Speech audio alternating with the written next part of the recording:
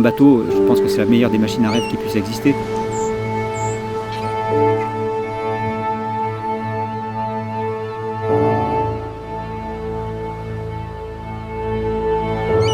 Un bateau idéal, c'est un bateau qui marche bien et qui est beau, et bien sûr qui est fiable. Un bateau, pour moi, c'est vraiment un concentré de technologie qui nous permet donc de traverser les océans le plus rapidement possible.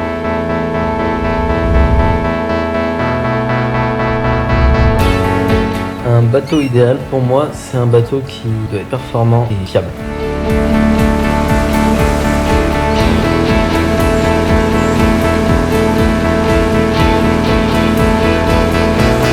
On a imaginé, avec Arkema, la construction de bateaux dans lequel on mettrait donc l'ensemble des technologies liées aux matériaux composites produites par Arkema.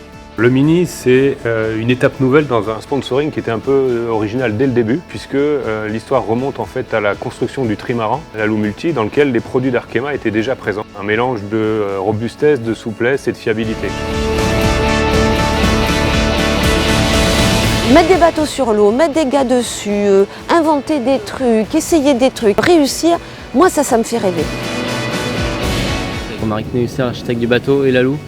On a beaucoup parlé du Mini, des formes, voilà, de la concurrence aussi qu'il y avait, ce qu'on pouvait faire, adapter aux nouveaux textes de jauge. C'est l'innovation au service de la performance, parce que c'est ça qu'on cherche, c'est ça qui nous intéresse tous, on fait un bateau de course. Sur le Mini, nous avons la résine hélium, donc résine acrylique thermoplastique recyclable.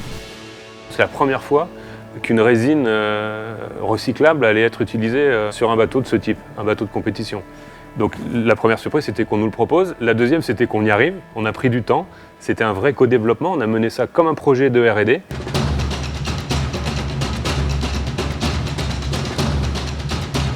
Je pense qu'avec cette résine et sa mise en œuvre, c'est le summum de l'expression du partenariat Arkema-Lalou Multi. J'étais là donc pour la fusion de la coque. L'équipe avait vraiment réussi à maîtriser tous les paramètres qui étaient ressortis comme des trucs vraiment importants. Ça s'est vraiment super bien passé. Mais tant que tu n'as pas démoulé, et tant que tu n'as pas vu le composite, tant que tu n'as pas tapé dedans, tu as toujours un doute. Donc voilà, ça, quand le bateau a été démoulé, je suis venu voir ça et on a tous été assez rassurés définitivement sur la qualité du composite de la coque. Nous avons les adhésifs Bostik, donc adhésifs structuraux qu'on a déjà éprouvés sur le trimaran. Nous avons également la Shield Up, donc, qui est une plaque de PMMA à très haute résistance au choc, qui avait déjà également été utilisée sur le trimaran et qu'on a reconduit sur le Mini.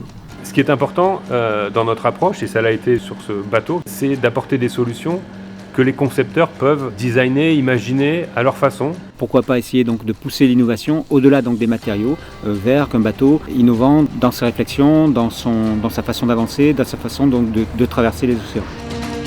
Cette partie conception et réflexion a quand même été très intéressante. Et après, participer à la construction, pour moi, j'avais vraiment envie d'y participer, de part de mes études. Puis ensuite, après avoir suivi la construction du trimaran, où j'étais en alternance, donc je n'ai pas pu tout suivre. Là, le fait de suivre pratiquement tout, sauf les 2 mois de la Transat, c'était hyper intéressant. Et aujourd'hui, je connais mon bateau par cœur. Voilà, là, si je le passe à quelqu'un, à mon avis, il va avoir du mal à sortir du port.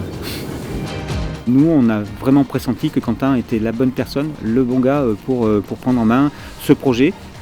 Le skippage du bateau, bien sûr, la mise au point, mais aussi le fait donc d'intégrer un grand groupe comme Arkema.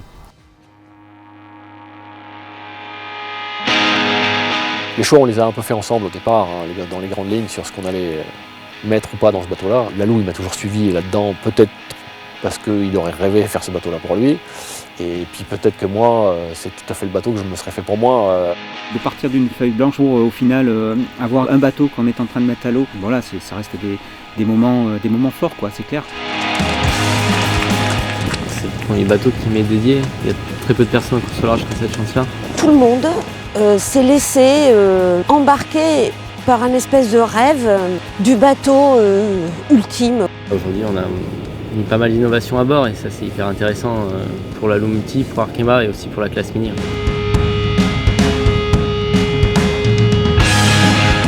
Les foils, bon, ça nous a semblé assez évident parce que il se trouve que Romaric travaille beaucoup donc, sur les foils, notamment les IMOCA. J'ai opté pour une solution de foil pendulaire qui permettait à la fois d'imaginer une solution de foil plus polyvalente.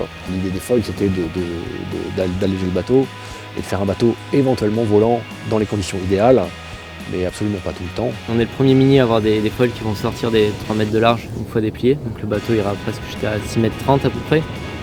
Les conditions propices au foil, là il n'y a pas photo, ça va vraiment vite.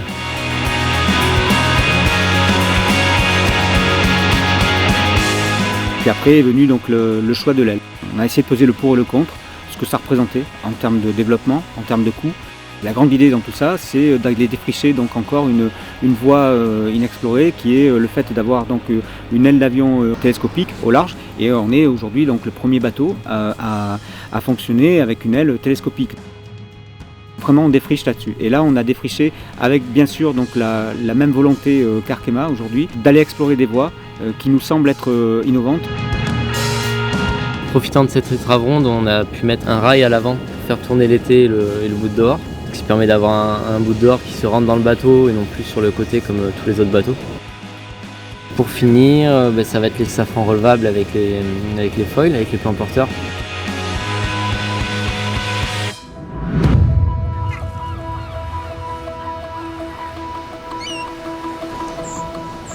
Pour nous, c'était une étape supplémentaire à 2 niveaux. L'un sur la continuité des tests de nos matériaux et toujours la technologie et l'innovation.